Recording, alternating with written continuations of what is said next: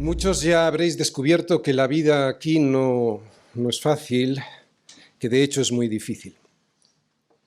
Cuando somos niños nos parece que todo va a ser como pasar unas vacaciones en la playa, pero cuando al pasar el tiempo llega la adolescencia, nos damos cuenta que el acné de la cara no se va, vemos abusos en el patio de colegio y aparece la muerte de algunos familiares.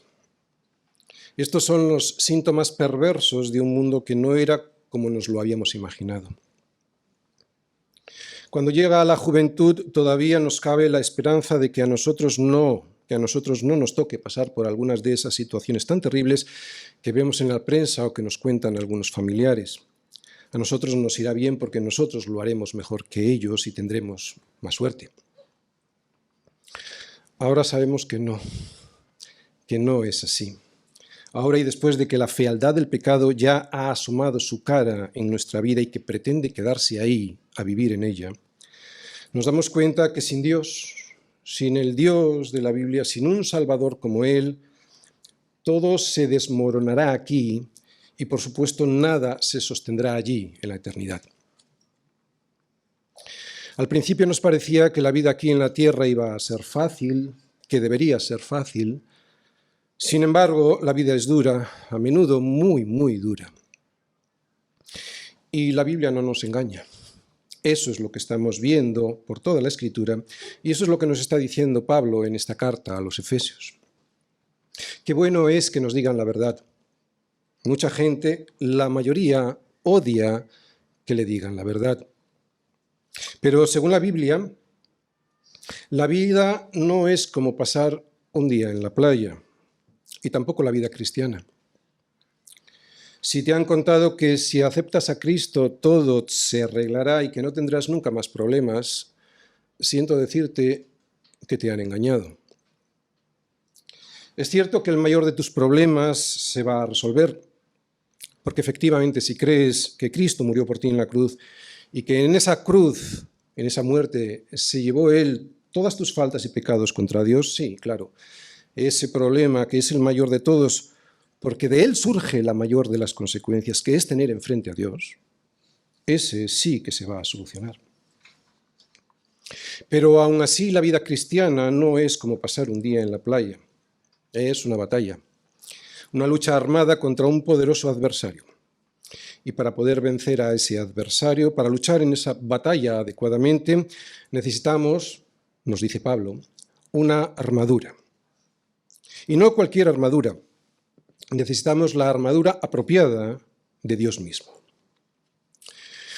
No hay dos tipos de cristianos, los militares y los civiles. No, solo hay un tipo de cristianos, los soldados. Aunque es cierto que unos están siempre preparados y otros a veces están desprevenidos. Y un soldado desprevenido no podrá enfrentarse a los enemigos que tenemos, que, recordemos, no son de sangre y carne, sino que gobiernan las tinieblas de este siglo. Luchamos contra huestes espirituales de maldad que están escondidas en las regiones celestes. En este mundo hay muchas cosas deseables para nuestros ojos y muchas tentaciones que encuentran un aliado de nuestro enemigo, que es la carne es ese aliado de nuestro enemigo, encuentran un aliado presto para caer en combate. Juan, en primera de Juan, en su primera carta, nos dice que todo lo que hay en el mundo, y habla, los deseos de la carne, los deseos de los ojos y la vanagloria de la vida, todo eso no proviene del Padre, sino del mundo. Por eso un cristiano no debe poner la vista en estas cosas de este mundo, un cristiano debe poner su vista más allá de lo que ve. No mirando nosotros las cosas que se ven, sino las que no se ven. Pues las cosas que se ven son temporales, pero las que no se ven son eternas. Es cierto que las cosas de este mundo son para nosotros bastante reales, demasiado reales, y sin embargo las verdades celestiales no nos lo parecen. Pero debemos hacerle caso a Dios y no al diablo. Por eso Pablo no dice: revestíos de toda la armadura de Dios por si la necesitáis. No, lo que él dice es: la vais a necesitar. Así que revestíos. La armadura de Dios Vamos a ver la coraza y el calzado que viene en Efesios 6, versículos del 14 al 15. Leemos. Por lo demás, hermanos míos, fortaleceos en el Señor y en el poder de su fuerza. ¿Y cómo puedo hacerlo? Pues vestíos de toda la armadura de Dios para que podáis estar firmes contra las asechanzas del diablo. ¿Por qué? Pues porque no tenemos lucha contra sangre y carne, sino contra principados, contra potestades, contra los gobernadores de las tinieblas de este siglo, contra huestes espirituales de maldad en las regiones celestes. Por tanto, tomad toda la armadura de Dios para que podáis resistir en el día malo y, habiendo acabado todo, estar firmes. Estad, pues, firmes, ceñidos vuestros lomos con la verdad y vestidos con la coraza de justicia, y calzados los pies con el apresto del Evangelio de la paz. Sobre todo, tomad el escudo de la fe con que podáis apagar todos los dardos de fuego del maligno, y tomad el yelmo de la salvación y la espada del Espíritu, que es la palabra de Dios. Y la única forma de que esta armadura se pueda abrochar del todo bien es, versículo 18, orando en todo tiempo, con toda oración y súplica en el Espíritu, y velando en ello con toda perseverancia y súplica por todos los santos. Ante cualquier prueba o situación o ataque que se nos eche encima, Pablo nos habla de una armadura para ponernos y así poder vencer. Pero no podemos vestirnos con esta armadura solo cuando estamos siendo probados o atacados. Ponernos una armadura cuando ya tenemos el fuego del enemigo encima es una temeridad, es una imprudencia.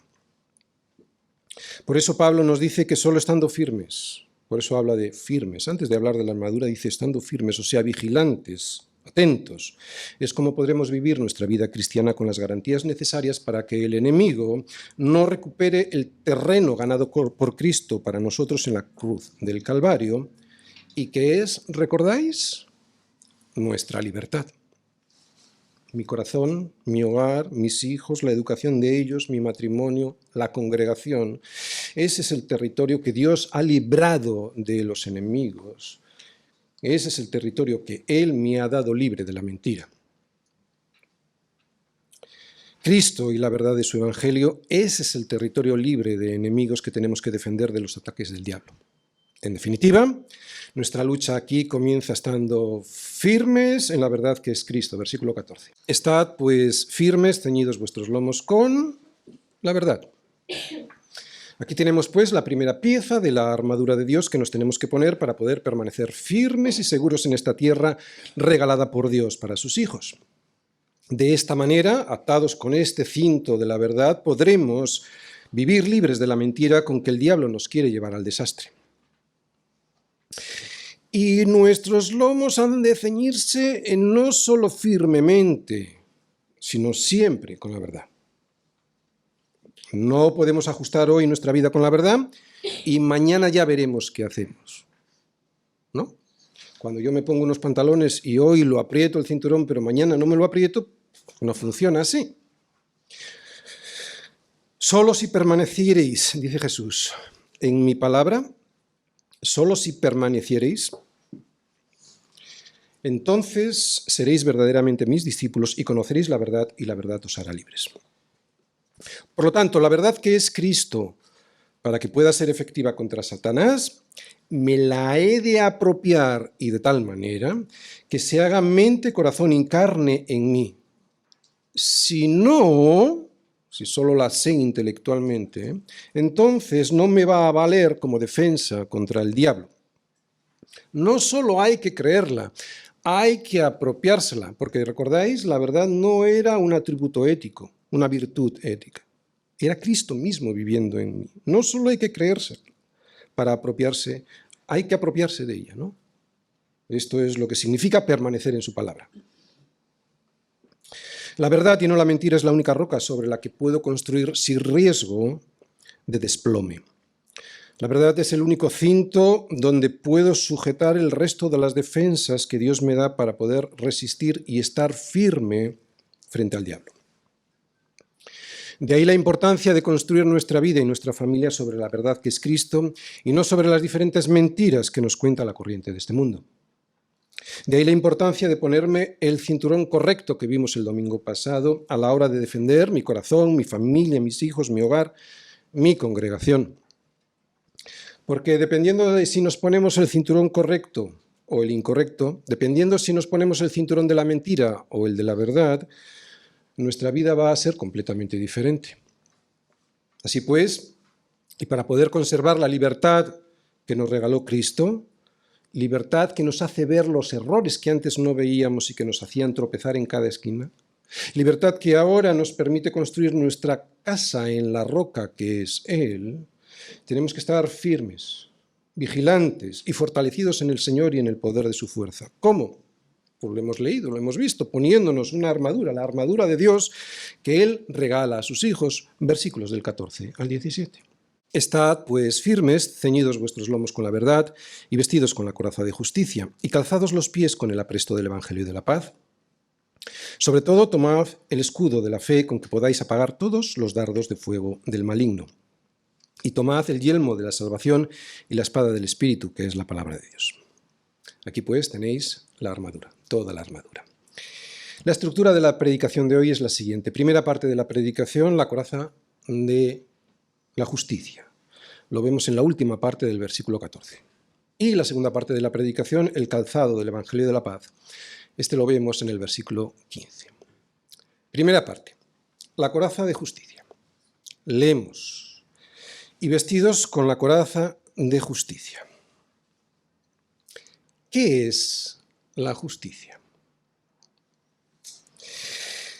El peor de los problemas que tenemos los seres humanos es que cuando estemos delante de Dios tendremos que justificar nuestra vida. Delante del juez supremo deberemos presentar las justicias que hemos hecho en nuestra vida y que nos avalarán como justos o como injustos. Si alguien presenta allí la justicia perfecta que Dios demanda para poder estar en su presencia sin llegar a ser destruidos, entonces ese alguien podrá pasar la eternidad con Dios. Y si no presenta la justicia por Dios requerida, pues será echado fuera de su presencia. Y en eso consiste el infierno. Vivir eternamente sin la presencia de Dios y ya sin ninguna esperanza de poderla tener, la presencia de Dios. Allí estarán los injustos, viviendo perseguidos, angustiados, llenos de lágrimas sin enjugar y de dolor sin calmar, y lo que es peor, así eternamente. ¿Y los justos? ¿Existen los justos? El problema del hombre es que la justicia que Dios reclama para poder estar en su presencia ha de ser perfecta. Y es un problema porque Él mismo nos dice que estamos todos bajo pecado. Como está escrito, no hay justo ni aun uno, no hay quien entienda, no hay quien busque a Dios. Todos se han desviado, a una se hicieron inútiles. No hay quien haga lo bueno, no hay ni siquiera uno. Los incrédulos creen, todos ellos creen, que ellos son buenos. Pero estas palabras de Pablo a los romanos, citando los salmos, nos dicen que no hay gente buena.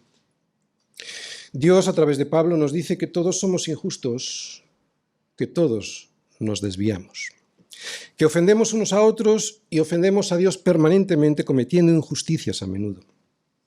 Y no solo con actos, también con omisiones y con pensamientos pecaminosos. Por lo tanto, y si esto es así, ¿quién se podrá justificar delante de Dios? Porque no hay justo ni aun uno. Pues ante este panorama de la propia injusticia del hombre y que provoca la ruptura de cualquier relación con su Creador, la solución de Dios para todo aquel que la quiera aceptar es la siguiente. Al que no conoció pecado, a Jesús, lo hizo por nosotros pecado, para que nosotros fuésemos hechos justicia de Dios en él. Es gracias a Jesús que Dios justifica al impío. Y esto es así porque Jesús vivió obedeciendo perfectamente y murió en el lugar del pecador. Jesús será perfectamente justo. Si hay alguien que ha habido en la historia de la humanidad justo, ese ha sido Jesús. Si alguien no mereció morir en este mundo, esa persona fue Jesús. Y Pablo lo explica muy bien cuando nos dice que Jesús no pecó, al que no conoció pecado, y sin embargo Dios lo trató como a un pecador, lo hizo pecado, y lo hizo pecado por nosotros, o sea, en nuestro lugar, para que fuésemos hechos justicia de Dios en él. Así que Dios trató a Jesús como un impío al morir en una cruz, porque la paga del pecado es muerte, y trata al impío como si fuese Jesús mismo. Claro, si este impío cree por fe en ese sacrificio hecho por él. Es así como Dios puede justificar y satisfacer su justicia al mismo tiempo. Esta es la buena noticia del Evangelio. El hombre ya no está en guerra con Dios porque ya está justificado. Ya está justificado delante de Dios por Cristo mismo. Este intercambio entre el creyente y Cristo es lo que en teología se denomina imputación. Por un lado, Dios atribuye la culpa de nuestro pecado a Cristo, por eso Él sufre las consecuencias de nuestra culpa en la cruz, y por otro lado, Dios nos imputa su justicia, la de Cristo, al considerar sus méritos como si fuesen nuestros. Por lo tanto, Dios realiza una transferencia doble. Nuestro pecado se transfiere a Cristo y su justicia se nos transfiere a nosotros. Esto es la justificación. Así que resucitaremos con Él, mediante la fe, mediante la fe en el poder de Dios que le levantó de los muertos. Pero, ¿de qué aprovechará si alguno dice que tiene fe y no tiene obras? ¿Podrá la fe salvarle?, dice Santiago. Y Santiago se responde a sí mismo diciendo que la fe, si no tiene obras, es muerta en sí misma. Y esto no es una contradicción. Se entiende muy bien, porque la fe, si no tiene obras, es que no es fe. Dios no nos justifica porque nuestras obras lo merezcan, y sin embargo nuestras obras son la evidencia de tener una fe verdadera. Si nuestra fe es real, entonces habrá obras que la muestren. Por lo tanto, aunque la justificación es por la fe sola, no es una fe que está sola.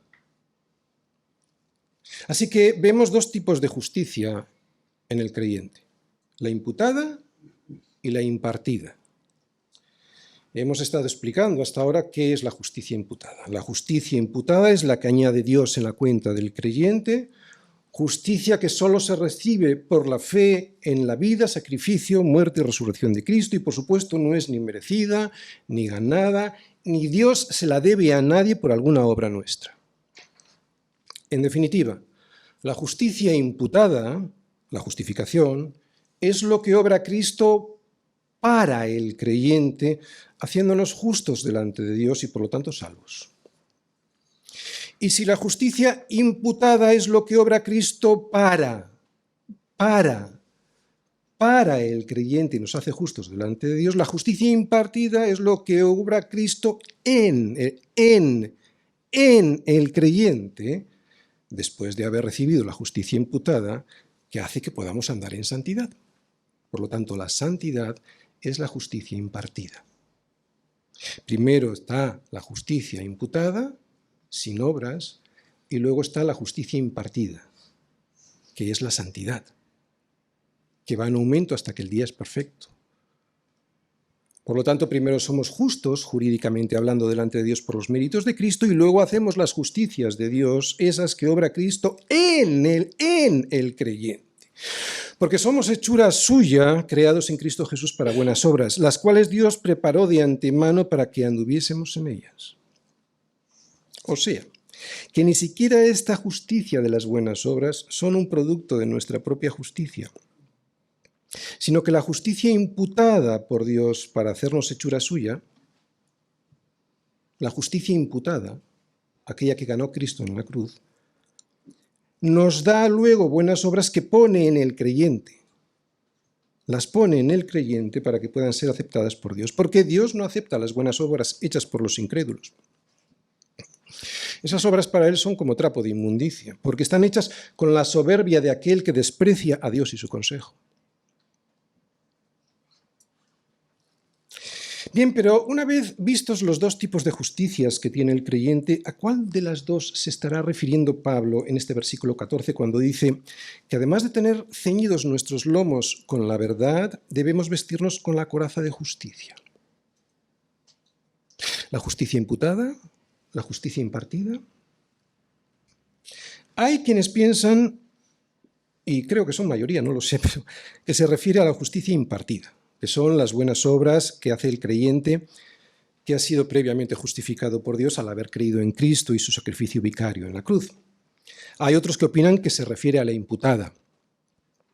Pero, ¿qué es lo que protege nuestro corazón?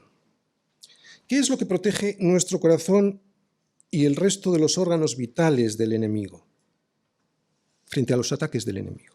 Bien, vamos a ver primero qué es y para qué sirve, para qué servía la coraza, y luego intentaremos responder a esta pregunta, ¿de acuerdo?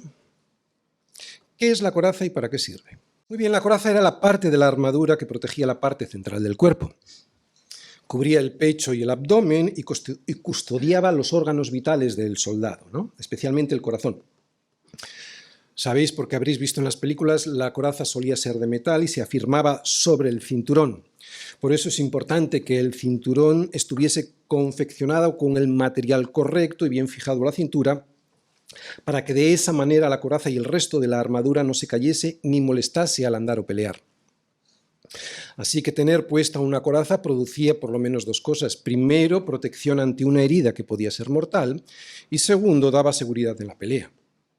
Un soldado bien pertrechado y con las defensas adecuadas es más valiente porque sabe que tiene la protección correcta ante su enemigo. Por eso ahora podemos entender mejor la pregunta que nos hacíamos antes, más que entender, respondernos, nos la podemos responder mejor. ¿A cuál de las justicias, la imputada o la impartida, se está refiriendo Pablo en este versículo 14 cuando dice que nos debemos vestir con la coraza de justicia?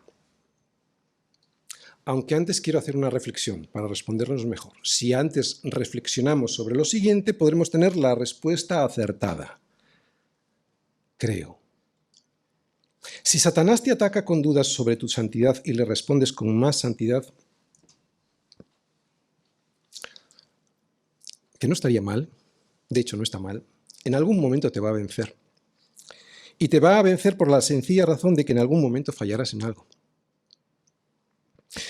Es cierto que si no hay santificación en la vida del creyente, si la vida de alguien que se dice creyente sigue siendo la misma vida que llevaba antes, entonces no ha habido justificación, porque una de las cosas que produce la justificación en la vida del creyente es el anhelo de seguir los pasos de Cristo, o sea, la santidad. Es cierto que esa justicia impartida, que es nuestra santidad, ha de reflejar lo mejor posible la santidad de Cristo. Pero de igual manera es cierto que esa justicia jamás será perfecta en esta tierra.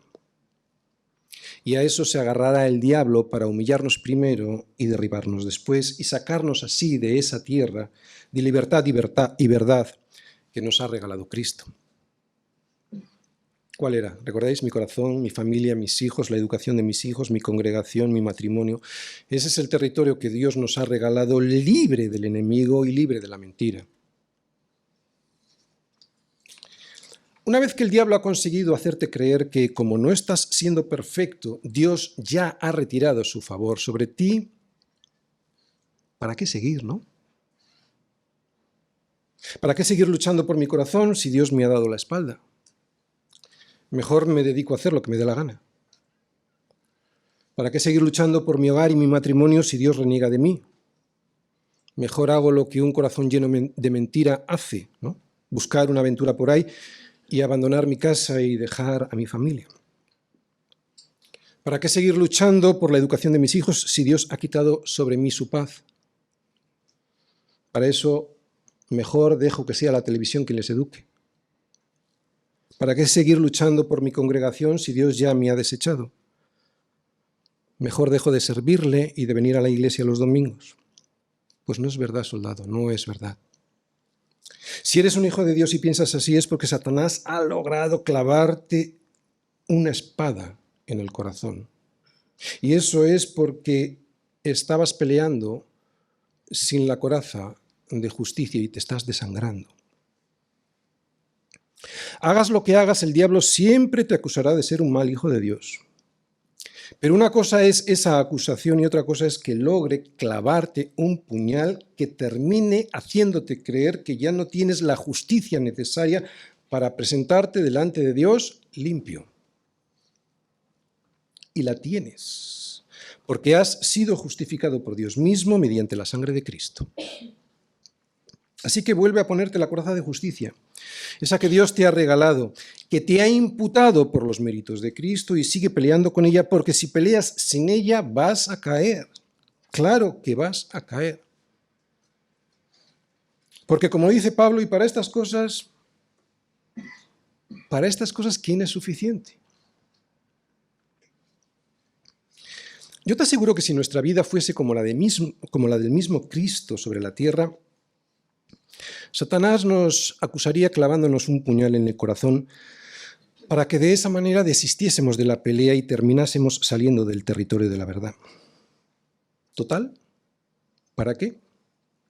Si Dios ya me ha retirado su favor. Hace 4 días tomé una decisión drástica sobre una situación muy delicada. Previamente tuve semanas de meditación en la palabra y oración para decidir qué era lo que Dios me requería que hiciese. Tomé la decisión y creo no haberme equivocado. Creo que he sido justo al decidir. Aunque era una resolución difícil de tomar, yo creo que he sido justo. Pero, ¿y si me he equivocado? Dios va a borrar su amor, ese que me tuvo antes de la fundación del mundo, al haberme predestinado para ser adoptado hijo suyo por medio de Jesucristo, según el puro afecto de su voluntad. Según el puro afecto de su voluntad. Según el puro afecto de su voluntad. Porque si es así, entonces la salvación sería por obras y no según el puro afecto de su voluntad. Por lo tanto, y aunque debemos buscar la santidad, solo faltaría. No es de esa justicia impartida de la que yo creo que nos está hablando Pablo, es de la justicia imputada. Esa es la coraza. La mejor coraza para luchar y sobre todo para poder seguir luchando sin desmayar es la coraza de justicia que recibí de Cristo cuando por fe creí que me resucitaría con Él mediante la fe en el poder de Dios que le levantó de los muertos. Así Pablo, pues, no está hablando de un atributo ético. Lo que Pablo nos enseña es que la coraza de justicia es la justificación por la fe en Cristo. Una coraza que nos protege el corazón frente a los ataques del diablo, como antes protegía a los soldados de sus enemigos. La justificación es nada más y nada menos que Cristo mismo. Esa es la coraza que nos protege de las acusaciones que recibimos a diario y que a un cristiano sensible a la santidad le terminaría anulando si no tiene asegurada la justicia otorgada por los méritos de Cristo. Claro, evidentemente a un cristiano insensible a la santidad y por lo tanto seguramente no ha recibido la justicia imputada, pues no le termina afectando, pero un cristiano sensible a la santidad, esto le terminaría destrozando. Claro que caigo y soy infiel, de hecho soy peor que eso, pero esa acusación no me va a hacer retroceder ni un milímetro en la lucha porque ¿quién me puede acusar? ¿Quién se atreve a acusarme? ¿Algún hombre igual de injusto que yo? ¿El diablo se atreve a acusarme siendo mentiroso y padre de mentira? Y para ver la forma en la que esta coraza funciona, lo mejor es ir a Romanos 8. Vamos todos a Romanos 8, versículos del 31 al 39. Leemos: ¿Qué pues diremos a esto? Si Dios es por nosotros, ¿quién contra nosotros? El que no escatimó ni a su propio Hijo, sino que lo entregó por todos nosotros, ¿cómo no nos dará también con él todas las cosas? ¿Quién acusará a los escogidos de Dios? Dios es el que justifica. ¿Quién es el que condenará? Cristo es el que murió, más aún el que también resucitó, el que además está a la diestra de Dios, el que también intercede por nosotros. ¿Quién nos separará del amor de Cristo? ¿Tribulación, o angustia, o persecución, o hambre, o desnudez, o peligro, o espada? Como está escrito, por causa de ti somos muertos todo el tiempo. Somos contados como ovejas de matadero. Antes, en todas estas cosas, somos más que vencedores por medio de aquel que nos amó. Por lo cual, estoy seguro,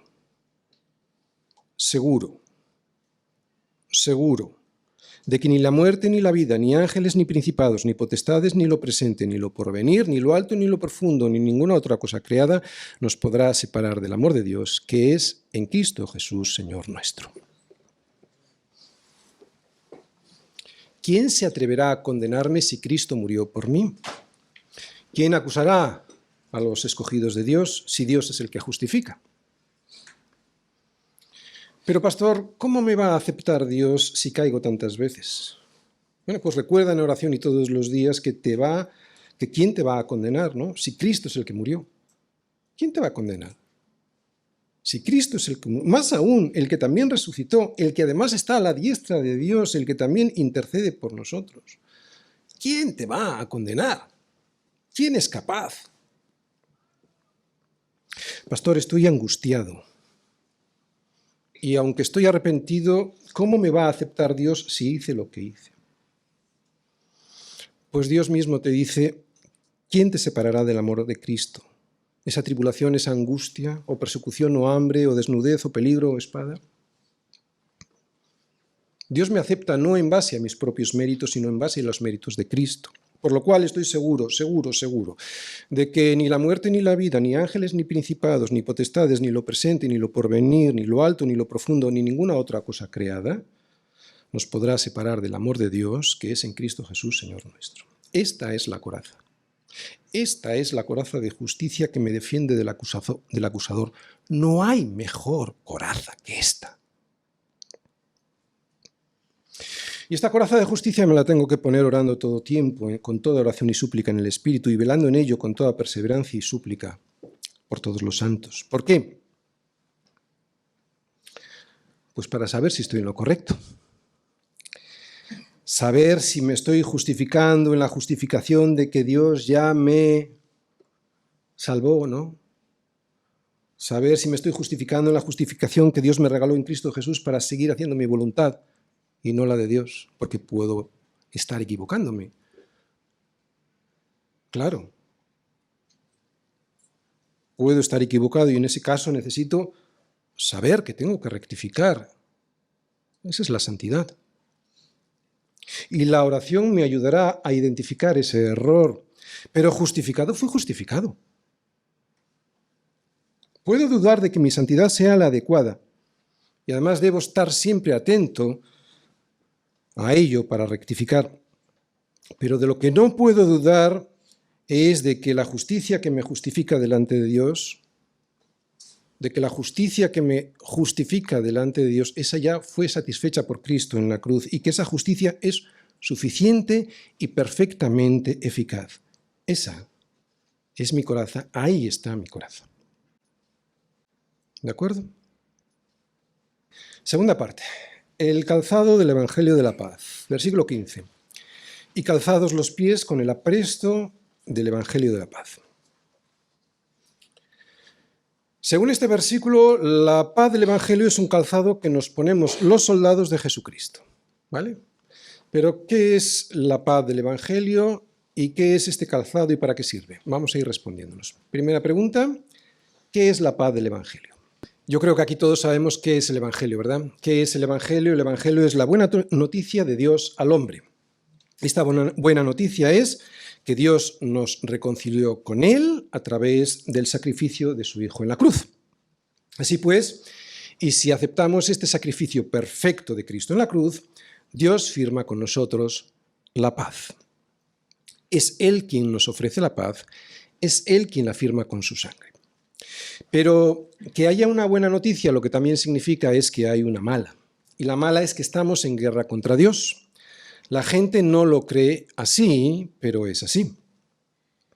El mero hecho de no tenerla en cuenta, el solo hecho de negar su palabra y sus consejos, al hacer de nuestra vida un proyecto propio que no cuenta con él, solo eso ya es una ofensa que implica estar en guerra contra Dios. Cuanto más la soberbia de decir que Dios no existe y que nos quiere salvar de nuestros errores y pecados. Por lo tanto, ¿qué es la paz del Evangelio? La paz del Evangelio es la paz que Dios nos da y que también sentimos al no estar ya en guerra con Él. Y desgraciadamente esta paz, aunque la tengan, a veces no las sienten los creyentes.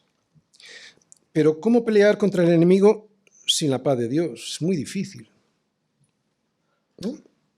Tú imagínate que estás peleando en la guerra contra un enemigo y que piensas que tu capitán general también es tu enemigo y no tienes la paz con él. Por eso Pablo nos afirma lo siguiente en Romanos 5, 1, 2. Justificados pues por la fe, tenemos paz. Otra vez, tenemos paz. Otra vez, tenemos paz para con Dios por medio de nuestro Señor Jesucristo, por medio de quien también tenemos entrada por la fe a esta gracia en la cual estamos firmes. Esta justicia, ahí debemos estar firmes. En esta gracia debemos estar firmes y nos gloriamos en la esperanza de la gloria de Dios. Esta esperanza, esta confianza, esta seguridad de que tenemos paz una vez justificados, también nos da el gozo de la salvación y produce una paz interior. Porque si el Evangelio, que son buenas noticias, no puede resolver si vas a ir al cielo o al infierno, ¿no? Si no puede resolver esto el Evangelio y resolverlo de una forma segura y cierta y rotunda, entonces, ¿de qué paz habla Pablo? La doctrina del Evangelio de la paz no solo nos trae la paz jurídica con Dios, sino también nos llena de paz la conciencia. Es cierto que podemos perder el gozo de la salvación si andamos en pecado y no nos arrepentimos y no pedimos perdón, pero perder el gozo de la salvación no significa perder la salvación. Si andamos en pecado, pero nos arrepentimos y rectificamos, entonces podremos clamar a Dios, vuélveme el gozo de tu salvación, y ese gozo que es la paz interior, vuelve al creyente. El gozo del cristiano sincero que anda en santidad, a pesar de sus caídas, es un gozo que proviene de la paz de Dios. Paz que surge de la seguridad de la salvación. La paz que Dios nos da es una paz segura, aunque a veces no la sintamos así.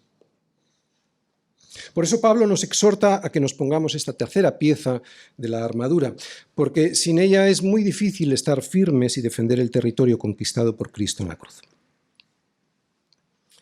¿Qué es el calzado y el apresto y para qué valen? Muy bien, en primer lugar diremos algo obvio. El calzado es para los pies. Y al ser un calzado para los soldados, esta pieza de la armadura está diseñada para la defensa del soldado. Un soldado no puede ir a la guerra sin estar calzado, ni siquiera puede estar con cualquier calzado. Si el enemigo pone esquirlas afiladas o elementos con puntas para dificultar el paso de los soldados, pues ¿cómo podría defenderse este soldado sin un buen calzado? Eso que hacen los enemigos, o también simplemente pues, elementos del terreno como las piedras y los palos, eso puede lesionar a un soldado. Y fíjate qué importante.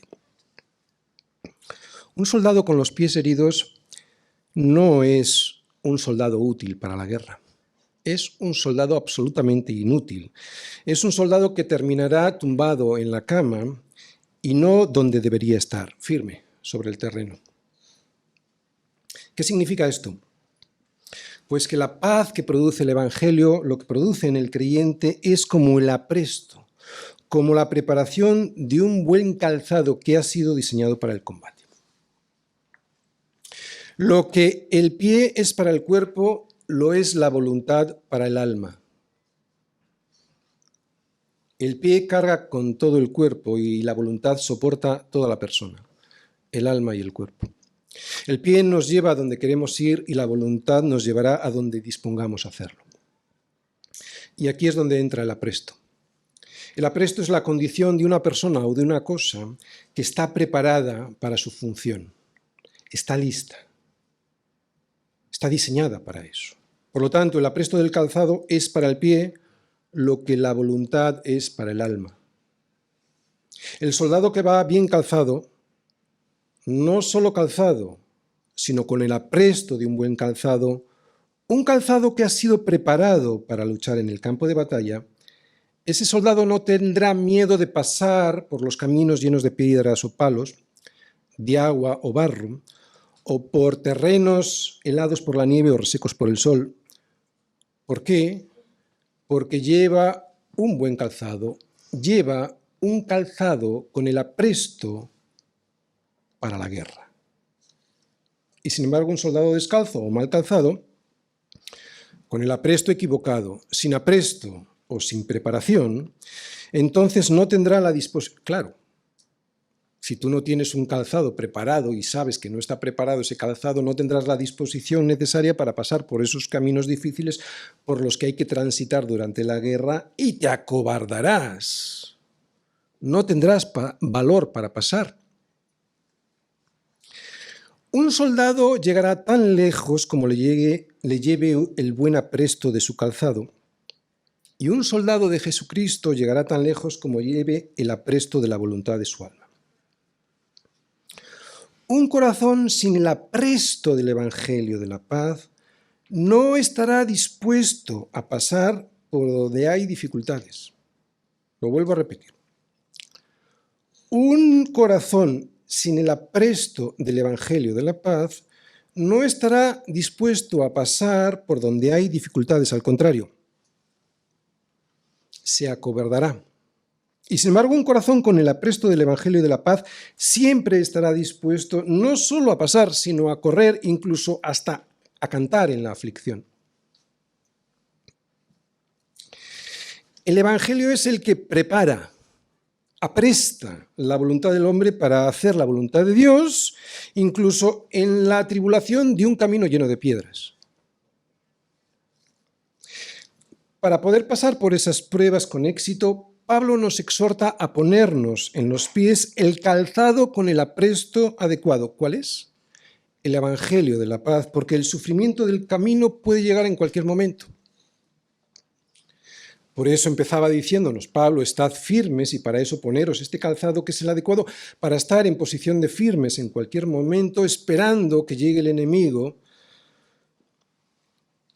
La paz que el Evangelio da al corazón, la paz que el Evangelio da al corazón, la paz que el Evangelio da al corazón apresta, prepara al Hijo de Dios para la batalla. ¿Lo entiendes?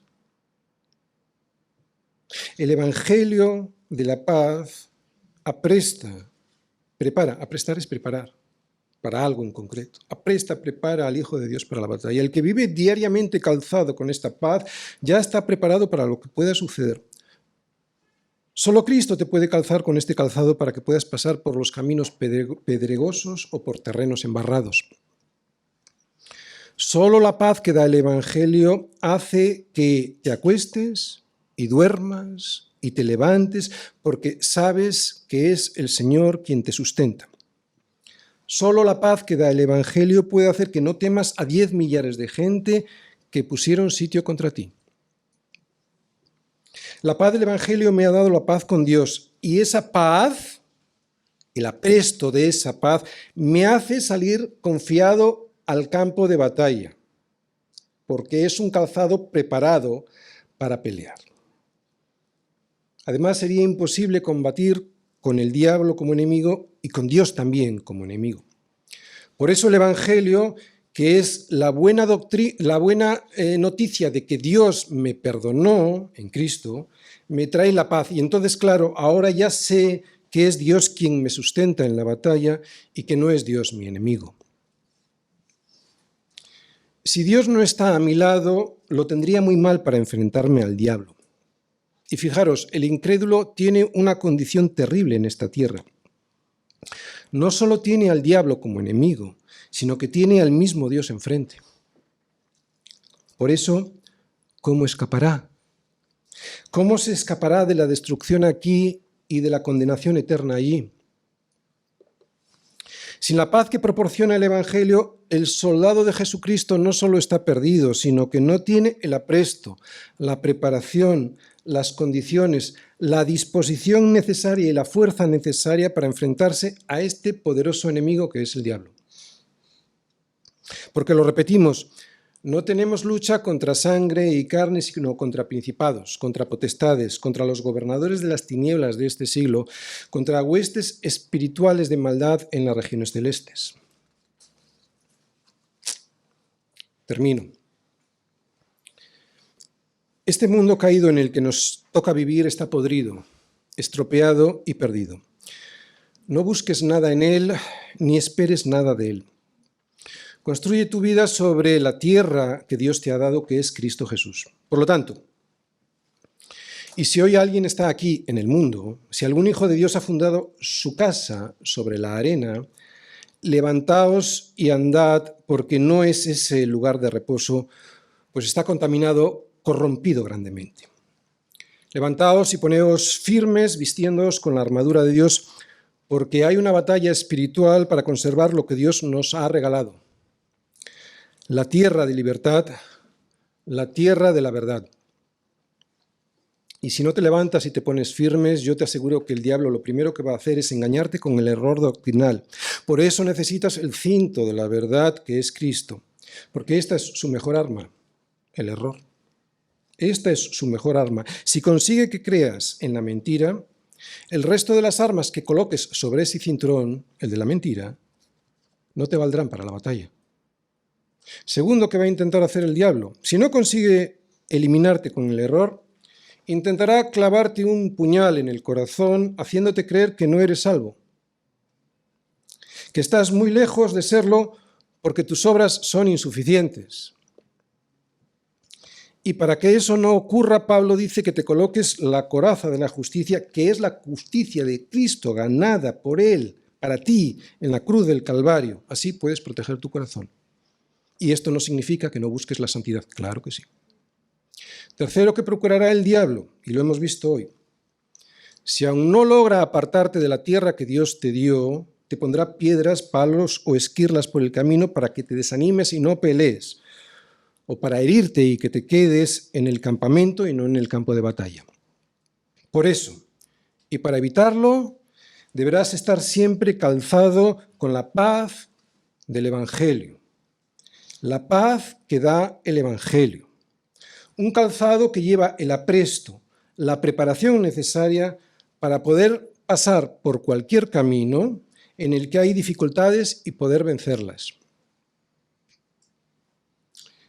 ¿Se puede llegar al final sin la armadura de Dios? Probablemente sí, porque no depende del que quiere ni del que corre, sino de Dios que tiene misericordia.